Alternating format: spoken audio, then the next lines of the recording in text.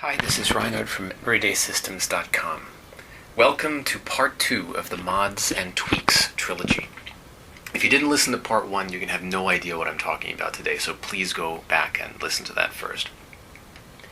Last time I tried to discourage you from tweaking a system you have in place unless you've given it a good long time and really feel it's not working. I used this legal analogy of an everyday system being like the Constitution, and I emphasize the authority that this analogy is supposed to invoke. The Constitution is the law of the land. You have to respect and obey it. This time, I'm going to talk about the other things suggested by this constitutional analogy, the fact that you can make amendments, and how to do it with some specific examples taken from OS. But enough about analogies already, and on to the practical details. I think there are two questions about making amendments to your habit systems. One is, what kind of amendments should I make? Are there any common characteristics that good mods tend to have? I'll talk about this at the end of the episode, and it'll also spill over into the next episode when I'll talk about design principles for coming up with new everyday systems from scratch. There's significant overlap. The second question is, what should the process for making these amendments be? And I think this question of process is the more important of the two. Because if you come up with a good process, then you can afford to be wrong about the first question now and then. If a particular mod experiment fails, you can recover from it. The amendment process I'm going to suggest builds on an idea that I've talked about before of making monthly resolutions. It works like this. You adopt the system I described before in a previous podcast episode, monthly resolution. If you missed that episode, don't worry, it's very simple. The basic idea is that instead of making big, grandiose New Year's resolutions once a year, as many people do, not very successfully usually, you make up to one small-scale resolution every month. The episode on monthly resolutions goes into more detail as to why this is a good idea in general, and I encourage you to listen to it. But for now, I'm just going to focus on how to apply it to the system amendment process, which is also very simple. A mod counts as your resolution for the month. You only get one resolution of any kind, mod or otherwise. So this makes you consider whether your tweak is worth that one opportunity. It puts a cost on your tweak, which forces you to think about it more carefully than you might otherwise. Artificial scarcity. It also puts a limit on how fast and furious your tweaks can be. Even if you're like, whatever, I can't think of any other contenders for resolutions this month, might as well blow it on whatever random crazy tweak that pops into my head. You only get one a month, so there's a limit as to how much dangerous novelty you can introduce. Only one random crazy tweak like this. One can be plenty bad, don't get me wrong, but it's certainly better than 3 or 5 or 10. So on the positive side, with monthly resolution governing your amendment process, you get qualitatively better tweaks because of the pressure of artificial scarcity. And on the negative side, you get quantitative protection from potentially bad tweaks because they're limited in number. So what do you do at the end of the month? You decide whether or not the mod was helpful. Were you able to comply with it? Was it reasonably humane? Did it mess up your compliance with existing rules? Were the results at least not the opposite of what you'd expect? Because you changed only one behavior, it should be maybe not easy, but easier to get a sense as to what impact it had, if any. If you changed multiple behaviors, it would have been very difficult. If the mod doesn't pass muster at the end of the month, drop it. Don't feel guilty. This was an experiment. You committed to a month. That was it. Any contractual obligation is an end. Go ahead and give it the 21st Amendment. Repeal it. What if you find yourself having trouble with it during the month? I think it depends on the amount of trouble. If it's a minor pain, I'd say tough it out. Sometimes, usually, even a good tweak will take some initial toughing out. And you might be surprised that it gets easier after a bit. But even if it doesn't get easier, toughing it out for a month has some advantages. First off, it's an exercise in willpower. It'll buff you up. Secondly, it'll make you think twice about your next tweak. If you know you're going to have to struggle with something for a solid month once you commit to it, you're going to take it more seriously. Where I draw the line is if the tweak is messing up your compliance with previously established rules. Say if you were doing vanilla NoS with good compliance, then added a mod, and then find your compliance with vanilla NoS is going to hell, drop the mod immediately. Pre-existing rules always come first. A few clarifications. I don't mean one tweak per system per month. I mean one tweak per month, period. I mean one resolution of any kind per month, period. So if you're doing NoS, Shovel Glove, and Urban Ranger, you have to choose which one you're going to tweak, if any. The others have to get in line for a future month. And if you're adding a whole new system in a given month, don't also tweak an existing one. Or if you have any other kind of monthly resolution that's going to be your primary focus, some project you want to get done, don't pile this on top. It's okay to wait till next month.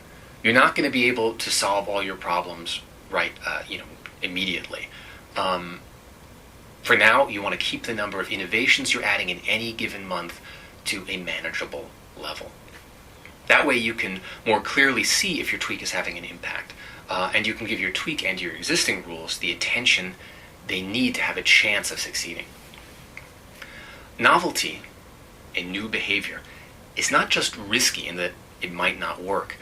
It's also inherently expensive, even if it works out eventually, because no new behavior starts out as a habit.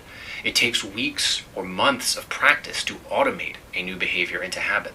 That means weeks or months during which you have to spend precious willpower and attention on it. Willpower and attention are very finite commodities.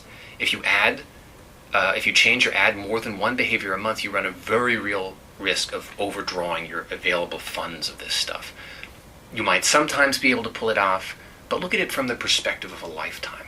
All you have to do is overdraw your fund of willpower and attention once, and all your systems can come crashing down. You don't want to risk that. So get into the habit of budgeting your willpower and attention within your means. Also, you don't have to tweak something every month. 0 tweaks is fine. 0 tweaks is the best. Use your monthly resolution to get some project done instead. Or experiment on a new habit system. If at any point you run into serious compliance trouble, consider removing a rule rather than adding one. Because even if your rules are all individually good, the sum of them can be way less than the parts, even something negative, if you don't have the energy and attention they all require. The priority should always be compliance with existing rules. So if your compliance starts suffering after adding something new, the solution is not to add yet more, but to reduce your total rule burden back to the point where you can deal with it. If the precise details of this monthly resolution amendment process I've just described don't do it for you, that's okay. I think it's totally fine to come up with different precise details. But I do think it's important to have precise details of some kind worked out. That is a defined process, and not just a smokescreen for whatever you feel like doing. And I think these details somehow or other need to take into account the importance of willing within your means and paying attention within your means. Alright, now before I completely run out of time, some characteristics of good mods with examples and counterexamples. Almost all the mods I'm going to talk about are described in greater detail by the people who actually thought of them on the NoS Mods sticky thread at the top of the bulletin board or elsewhere on the boards. So look there if any of these mods sound intriguing, or to find mods I won't have time to go into here, or to share your own mods. I've divided the characteristics of good mods into 5 rules. Rule number 1. You should know what kind of problem your mod is going to address. I'm talking very high level here. Is it a results problem or a compliance problem? A results problem is when you have no trouble following the rules. They just don't seem to be getting you the results you want. Your habit cal, which I assume you're keeping, right, is solid green with specks of yellow, but your scale hasn't budged in months, for example. A compliance problem is when you can't even quite get yourself to follow the rules to begin with. There's a lot of red in your habit cal. This will obviously also quickly become a results problem, but you can't jump to worrying about results before you even get compliance down. In a way, compliance mods address a more fundamental problem. But I think results mods are more dangerous because it's so easy to get over-ambitious with them. Before you proceed any further, you should be clear in your head which of these kinds of problems you have, and whether, after listening to the last episode, to mod or not to mod, you still want to run the risk of making an amendment, especially if you're considering a results mod. 9 times out of 10, patience is better than any mod. Rule number 2. A mod should make the smallest possible change that might actually be effective. The bigger the change, the bigger the risk. Don't oversolve your problem. That never works. You have to solve it just enough, or it's unsustainable. And the surest way to do that is to take tiny steps. Rule number 3. A mod should work with the existing rules. Part of this is for the sake of clarity about what you're doing, and part of it's just stylistic. The aesthetics of your rule systems actually do make a motivational difference. So on NoS, don't just not contradict the existing rules, but work with the idea of S things and S days for stylistic consistency. One very common NoS mod is not really a mod at all. Change the number of meals. NoS doesn't actually require 3 meals, though it's what most people do, and it's a good default. But people who find themselves getting too hungry between meals could add a 4th mini-meal, for example. There's a risk to this, in that it makes it easier for excess to creep in. But if you can't comply with 3-meal NoS, then it's a risk worth taking, because the alternative is simply failure. This is an example of a compliance-inspired mod. Other people find they have no problem with 3 meals and think they could manage with just 2. This would be presumably a results-inspired mod. And some people have had fantastic success with 3-meal NoS. James, I think, has lost over 100 pounds doing this, and shovel glove. But I'd be very careful. A mere 2 meals could easily turn into serious deprivation and a total compliance collapse. Another natural opening for mods in NoS has to do with those no seconds plates. Some people have a rule for how big their plates, or at least the plates they normally use at home, should be. The idea being that plates have gotten rather enormous these days, and that eating off smaller, say 9 or 10-inch plates, would make the excess stand out more. I don't do this myself, but it makes a certain amount of intuitive sense that this might help. And it seems like something you could implement with a single shopping trip rather than incessant hand-wringing. Just buy those 9 or 10-inch plates and get rid of the rest. Though I guess the downside is that can be an expensive gamble. Another family of plate mods involves plate division. What fraction of your plate to devote to veggies, protein, and starch, for example. I personally find that my eyes are sufficient to detect any gross imbalances in terms of what's on my plate, but this is something that a lot of people have mentioned as being helpful. When to take S days is another natural opening for NoS and shovel glove mods, and anything else that's governed by this N day, S day structure. In one sense, everyone customizes NoS in this regard because no two people celebrate the exact same holidays, vacation, etc. Sick days. But some people take their regular weekend S days on other days to match their work or religious schedule. So not necessarily Saturday and Sunday, maybe Friday and Saturday, or take a single regular S day a week instead of 2. Obvious danger there, but whatever. Kathleen has a very interesting mod that involves accumulating non-weekend special days, sort of like employees accumulate vacation days at work. I think every month she accumulates 2 special days that she can take whenever she chooses, even retroactively after a failure. As long as she has some special days accumulated, she can't fail. A failure day just comes out of her reserve of unused S days. The advantage of this is that she has a buffer from the potentially demoralizing sense of failure. The downside is a little extra keeping track and potential confusion about what I think is a real difference between planned exemptions and unplanned slip-ups. But it seems to be working great for her, and it's been a while now, so maybe something worth considering if it appeals to you. Another results-inspired mod is to add a forbidden S, like no starch. Some people, again, have had great success with this. Dave Starbuck, I think, has lost 65 pounds doing this at least part of the time. but I'd be very careful. Because rule number 4, a mod should be clear and humane. I think it's easy for no starch to become confusing and cruel. Starch is in a lot of food, and it's not immediately obvious where. You have to start checking ingredients. This is a painful process, even apart from the deprivation aspect of it.